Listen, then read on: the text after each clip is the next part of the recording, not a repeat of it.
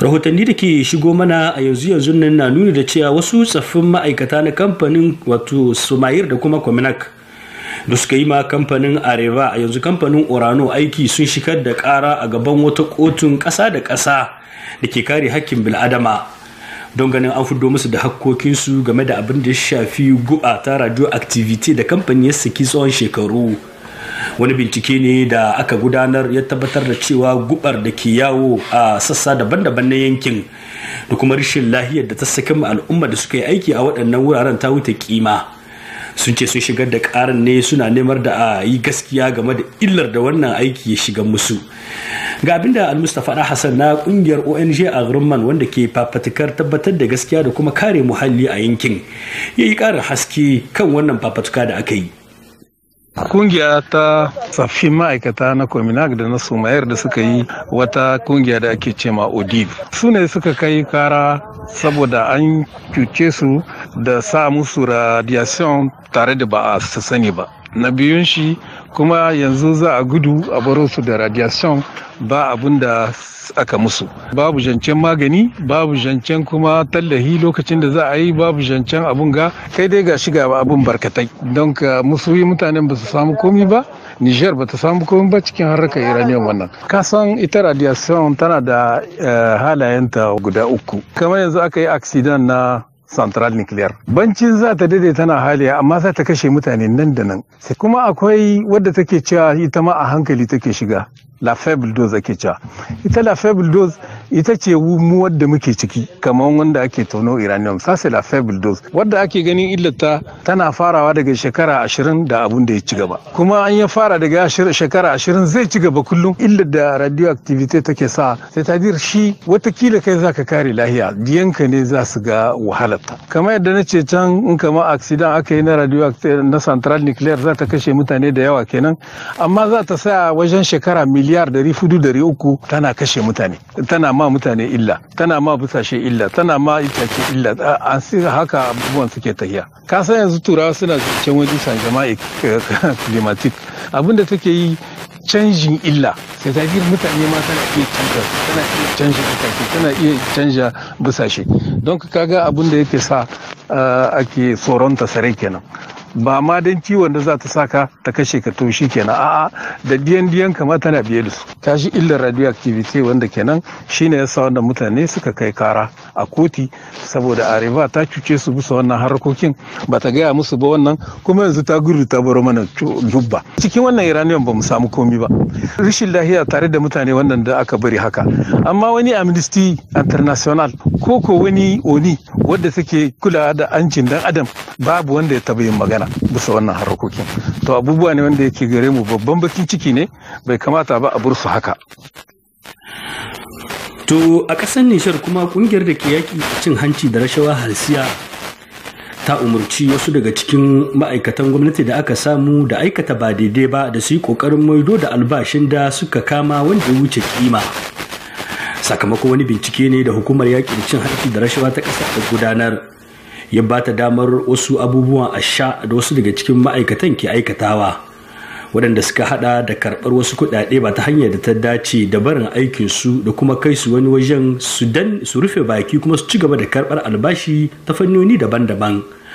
Halsiyar wadda ta bayyana shi a cikin wata sanarwa da ta fidda ta ce wannan batu na kuɗaɗen ya sa an samu asarar kuɗaɗe maƙudai a baitar malin ƙasa da aka ce yawan akadin kudaden ya kai ɗaruruwan miliyuka na kuɗin sefa. Binciken yana ci gaba da gudanar da bincike ko da yake bai bayyana kawo yanzu wasu daga cikin mutanen da ake zargi da wadda wannan aika-aika. Wasu rahotannin da ke zo mana ma sun ce yanzu haka akwai wasu sun karbi albashin kusan na wata 30 ba tare da sun gudanar da wani aikin ba.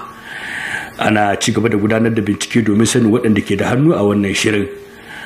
Hukumar yaƙi da cin hanci da rashawa da aka kafa ta tun mulkin tsohon shugaban ƙasa ta mai da hankali ne wajen gano waɗanda ke da hannu wajen sama da faɗi da handame kuɗaɗen jama'a da kuma aikata ba daidai ba a wuraren aiki daban-daban da kuma ma'aikatan na gwamnati da ma waɗanda ya kamata su zuba ma gwamnatin hakkokinsu a matsayin kuɗaɗen haraji. To a Nijar kin kuma wasu rahotanni da ke shigo mana sun ce a yanzu haka an sallami wasu daga cikin malamai da aka tsare a kwanakin baya malaman da wasu rahotannin da har yanzu ba a tabbatar da sai hancin su bana cewa an tsare su ne bisa ga wasu hutubobi da suka yi yayin wato sallolin juma'a. An ce an sallame su bayan sun shafe wani lokaci ana tsare da su a ofishin 'yan sandan bincike, ko da yake da wuya a gaskata abubuwan da suka fidda, amma an ce wasu yana da alaka da wasu addu'o'i da suka yi biyo bayan wata ziyara da shugaban kasa ya kai a Ghana wadda yi da kungiyar tsaro ta G5 Sahel da aka gayyace su a kungiyar tarayyar turai a birnin Brussels ko Bruxelles da ke cikin kungiyar ta tarayyar turai. To waɗannan firarrakin da labarin duka suna zo muku ne daga nan Sarsara FM da ke unguwar Umar da Magas. 'Yan kungiyar farfula a yankin Maradi sun bukaci da a gudanar da bincike domin sanin musabbabin kisan wasu yara akalla wato 12 da aka ce wasu sojojin jiragen sama na Najeriya da suke bibiyar wasu 'yan satar shanu ya hallaka. Da farko dai an ce adadin yaran da suka mutu 8 ne, amma alƙalin baya-bayan nan da ƙungiyar ƙasa da ƙasa ta likitoci MSF ta bayyana sun ce yawan adadin mutanen ya kai akalla 12 na yara ƙanana. Gwamnatin Najeriya ta ce za ta gudanar da bincike domin sanin musabbabin wannan harin. Kuma a wata sanarwa da hukumomin Najeriya suka fidda sun ce zai yiwu sojojin Najeriya ne suka halaka waɗannan mutanen bisa kuskure yayin da suke harin barayin daji waɗanda ke aika kan iyakan Nijar da Najeriya. Za mu shi sanarwar da suka fidda a cikin wannan shirin. Yanzu bari mu dawo a Agadas, inda da jimawa ne aka ɗauki wasu matakai na takaita almubazzaranci da dukiyar jama'a da ake yi lokacin bukukuwan suna da aihuwa da marasuwa. A ƙarƙashin wata shawara da ƙungiyar kula da sha'anin addini ta jiha ta gabatar kuma aka sa mata hannu a fadar mai martaba, ta haramta wasu daga cikin abubuwan da ba daidai ba. To ko ina aka kwana ga abin da Muhammad Turawa, wanda shine shugaban ƙungiyar dattijai ta Agadas yake cewa. A nan Agadas wannan abu ba al'adun ba ne zo mana yi, don ka bisa ga wannan banna da ake yi mai martaba har communique har takarda not the service wadda ya tambayi jama'a su sauƙaƙa ma kansu wannan wahala, paske wani baya da shi sai ya je ya rikito, to abin nan kwarai ya kawo tabarbarewa al'adun ma'ana Agadas. To muna fata ka mutane su gane nasihar da ake musu ba don a ɓata musu rai ba ne, a'a na su gyara zaman su ne, su san wannan abu da suka yi babu shi cikin addini, ɓanna ce suke nan suna yi. Ka je ka rikito kayan mutane don ka zo ka biya mu wani bukata, wannan ba gwaninta ba ne. A rike al'adunmu na Agadas, in sabga ta samu a yi daidai kima abin da bai yi karhin mutum ba. Wajen mutuwa ma yanzu abin ya yi kamari, tunda yanzu aka ma mutum mutuwa sai ya aza hannu bisa kai shi da kanshi yake wayo kanshi ba dan ma mutuwa ba, saboda abin da ake jira gare shi abincin sahe daban, na rana daban, na marece daban, duka wasu banna da ake yi ba dan ma neman lada ba ne, neman suna ne.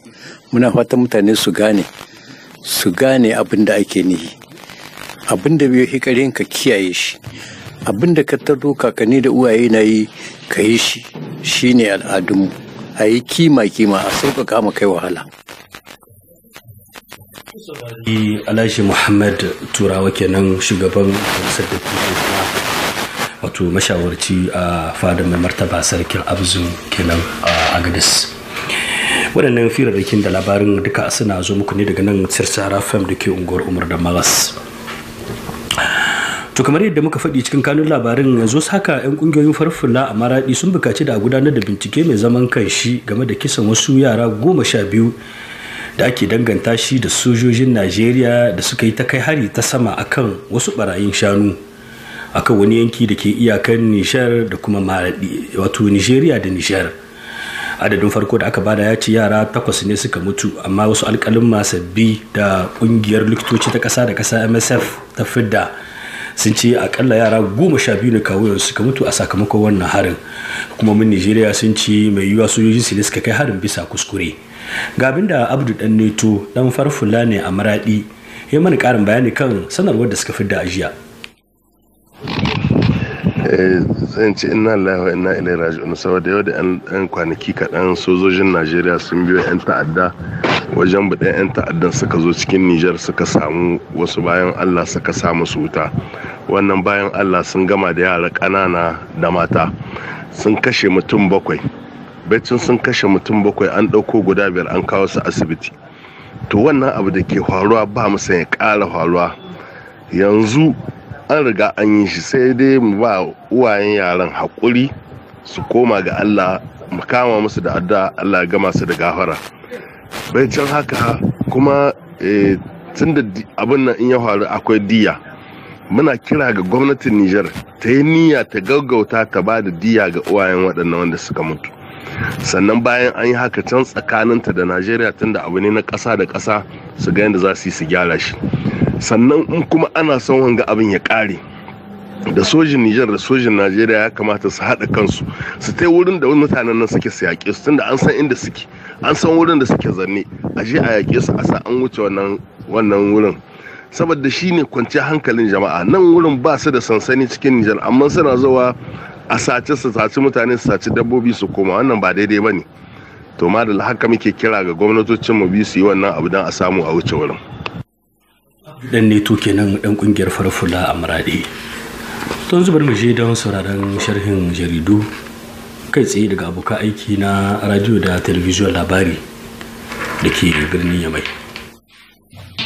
Sharhin jaridun na wannan mako zai fara da jaridar Niger Enter Ebdo, wacce ta ruwaito cewa an yi sama da faɗi da miliyan 104 na sefa a hukumar Omen, wacce gwamnatin Niger ta kafa a 2018 a ƙarƙashin shugabancin Muhammadu Audu Jallo domin kula da harkokin takin zamani a wannan ƙasa. Jaridar ta ce wannan wata babbar harƙalla ce da ya kamata hukumar halsiya ta kula da ita, domin ɓacewar tan 1,620 na takin zamani ba abu bane da za a zuba ido ana kallonsa kawai.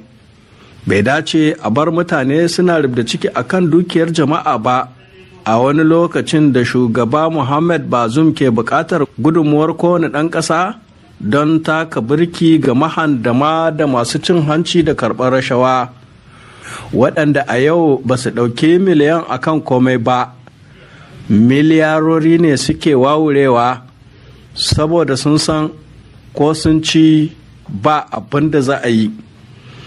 Jaridar L'Essence de l'Histoire ta ce wasu jami'ai 5 na kamfanin CNTPS sun shiga hannun hukuma sakamakon binciken da ya gano badakalar miliyan 4,000 na sefa, kamar yadda alkali mai shigar da kara Shaibu Musa ya bayyana wa manema labarai.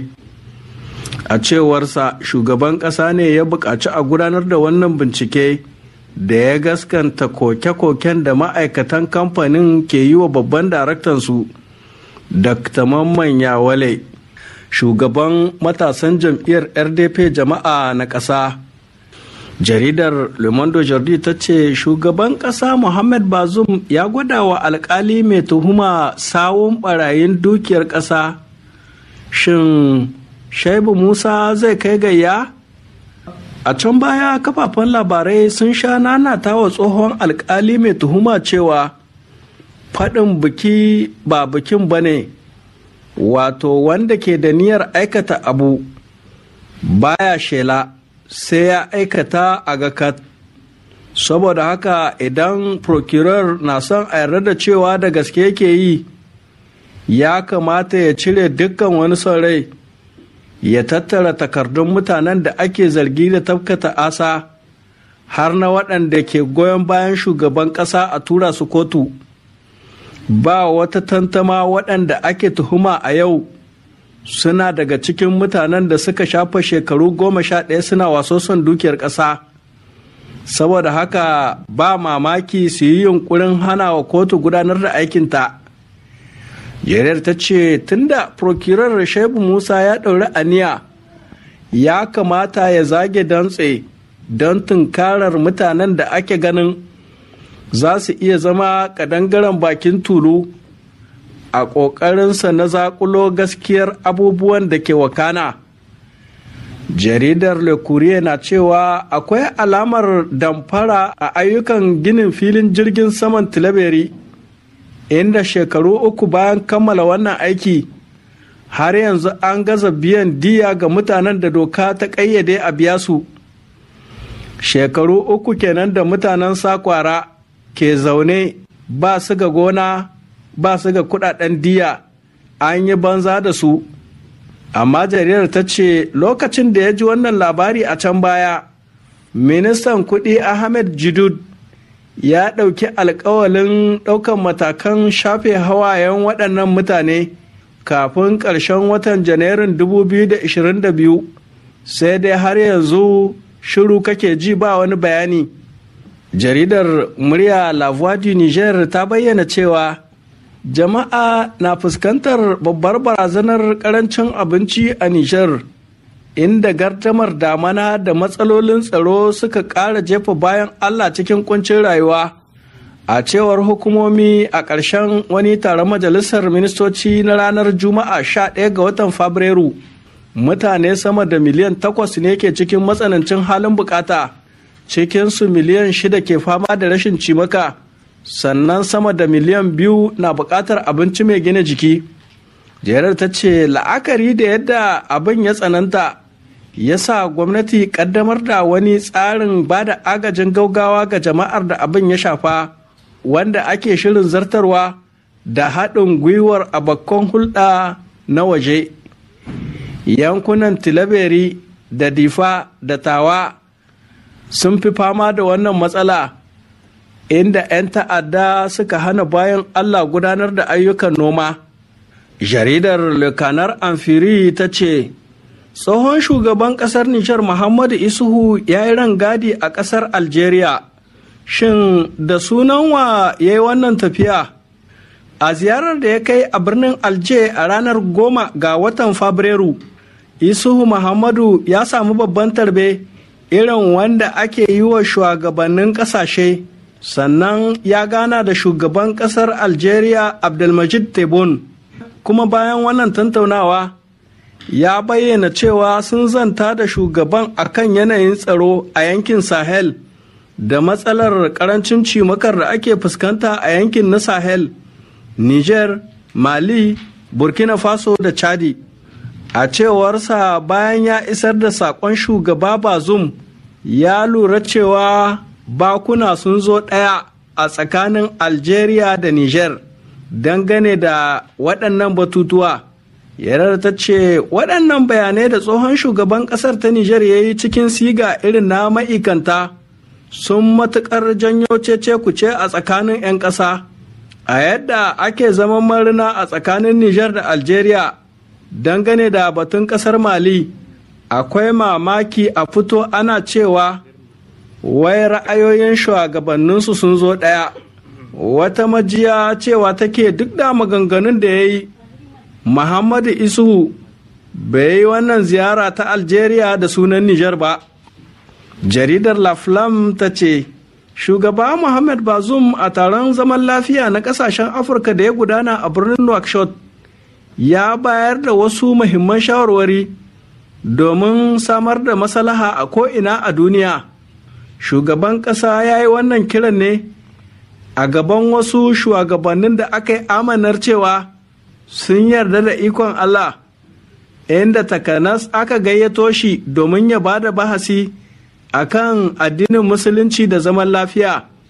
Jaridar ta ce Muhammad Bazoum ya ce tantauna irin wannan batu abu ne da ya kamata a hamzarta bajewa duniya shi, domin a yau wasu suna ƙoƙarin ɓata sunan addinin Islama ta dalilin ayyukan ashan da suke tafkawa. A cewarsa nauyi ya rataya a wuyanmu don gwada ainihin matsayin da addinin musulunci ya baiwa maganar darajta ɗan adam. Mafari kenan shugaban Nijar a ƙarshe ya ja hankula akan buƙatar samar da maslaha a wannan duniya, inda rarrabuwar kawuna da tashe-tashen hankula ke ƙoƙarin samun gindin zama.